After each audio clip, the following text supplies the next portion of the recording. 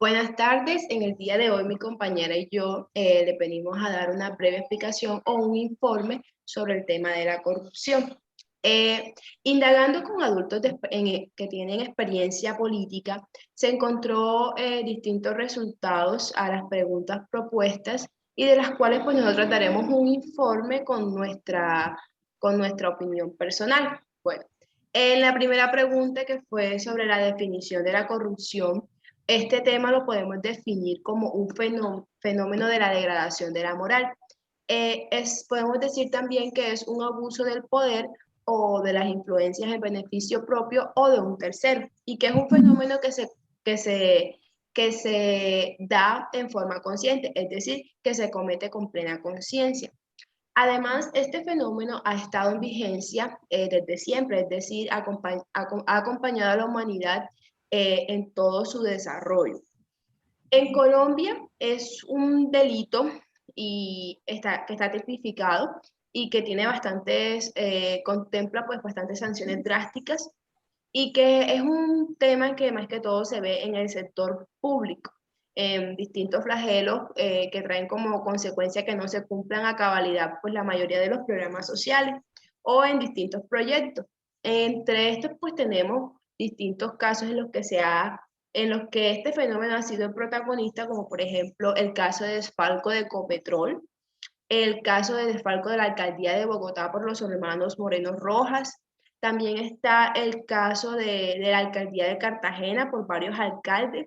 No es un secreto que en este sector de la política en Cartagena se ha evidenciado la corrupción por parte de muchos políticos que no pues que tienen un gran potencial de la ciudad, que están como influenciando y que esto no se ve reflejado en las obras sociales o en la comunidad más necesitada. De igual tenemos el caso del cartel de la toga de la Corte Suprema de Justicia, el caso del cartel de la hemofilia en Córdoba y el caso de los sobornos de Odebrecht. Ok, bueno, como segundo punto, yo les voy a hablar acerca de las normas o los decretos que corrigen la corrupción. Bueno, como primero tenemos la Ley de Transparencia y del Derecho de Acceso a la Información Pública. Esta es remitida por la República de Colombia. Como segundo tenemos el decreto 124 del 26 de enero del 2016. En la parte 1 tenemos el decreto 1012 del 2016, que es el plan anticorrupción de atención al ciudadano. También tenemos estrategias para la construcción del plan anticorrupción de atención al ciudadano, parte 2.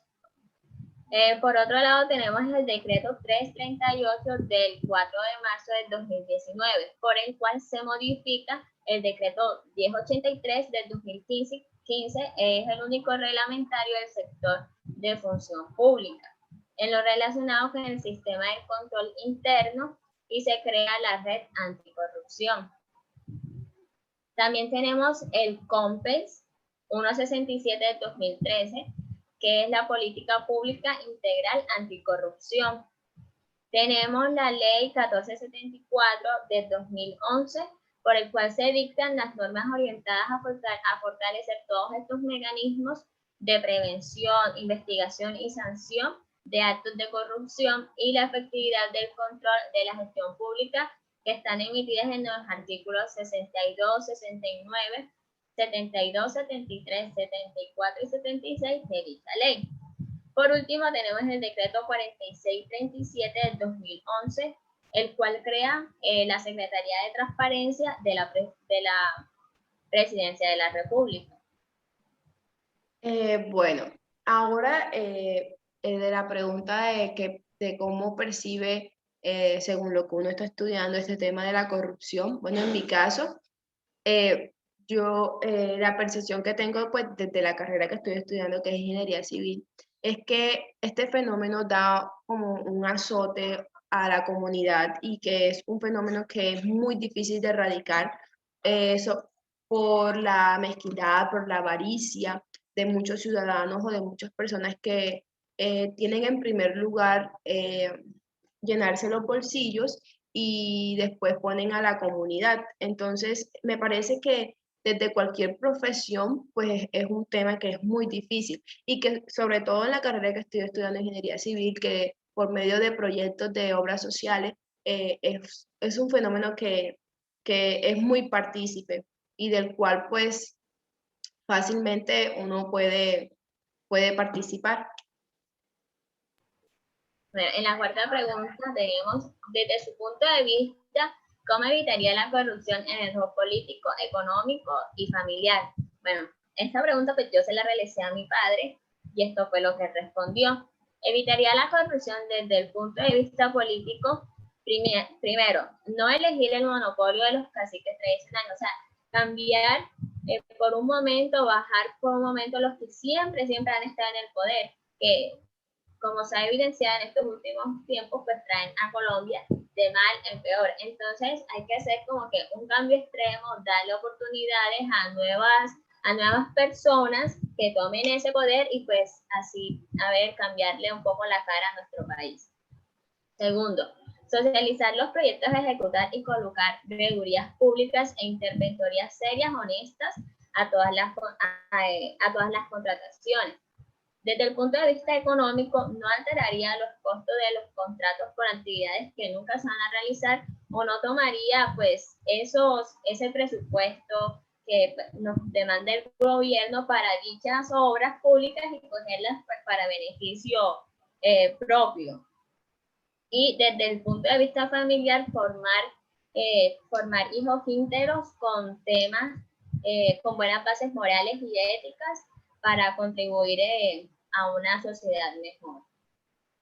Bueno, y como última pregunta de cómo se aplicaría la ética profesional en este fenómeno, pues yo diría que la ética profesional es una herramienta que fácilmente pues, nos puede ayudar a poco combatir este tema. Pues, puesto que si uno como trabajador o como estudiante o como padre de familia desde pequeño ejerce o da a practicar los valores éticos y morales, uno como hijo, como estudiante también va a poner en práctica esos valores éticos que se le fueron inculcados o enseñados en su casa. ¿Y dónde los va a poner en práctica? En toda su vida, es decir, en el ámbito estudiantil, en el área laboral, en el área sentimental. Entonces, de esta manera la corrupción poco a poco puede llegar a su fin, puesto que si tenemos buenos conocimientos y buenas prácticas sobre los valores éticos, también sabremos qué está bien o qué está mal y de ese modo pues así actuaremos como nos han enseñado. Bueno, finalmente, para concluir, queremos decirle que la corrupción no solamente se ve en el ámbito público, político, no.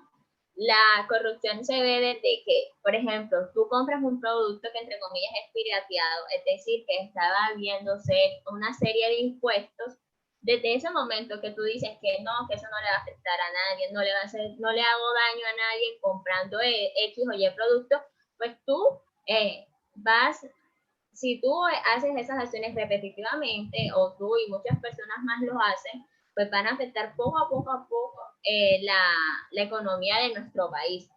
También la corrupción se ve evidenciada pues, por medio de sobornos, por el desvío de los recursos, el enriquecimiento ilícito u oculto, el abuso del poder, el abuso de funciones, el tráfico de influencia, la colusión, el nepotismo. ¿Qué es el nepotismo? El nepotismo es como el aprovechamiento de un cargo de tu poder para darle un cargo público a algún familiar o a algún amigo. El uso de información ilegal o confidencial o falsa, la obstrucción de la justicia, entre otras. Y pues existen diferentes tipos de corrupciones.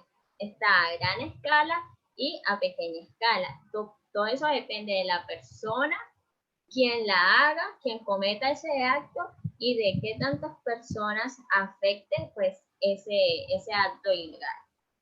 Y pues ya eso ha sido todo por hoy. Muchísimas gracias por su atención. Gracias.